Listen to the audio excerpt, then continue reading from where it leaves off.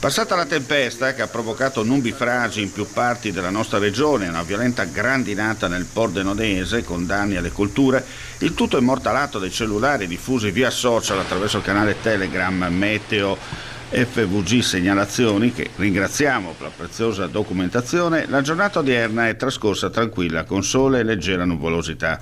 Il tempo già in fase di cambiamento, con una perturbazione che scenderà dal nord Europa diretta sulla nostra penisola, coinvolgerà anche il Friuli Venezia Giulia. La Protezione Civile ha diramato un'allerta meteo di colore giallo a partire dalle 9 di giovedì 14 maggio alle 6 di venerdì 15 maggio. Il fronte interesserà la regione con un afflusso di correnti umide sud-occidentali, determinando marcata instabilità atmosferica. Probabili rovesce temporali più frequenti dal pomeriggio. I temporali potranno essere forti, specie tra pomeriggio e sera, con maggiore probabilità tra la fascia lagunare isontina e pianura udinese.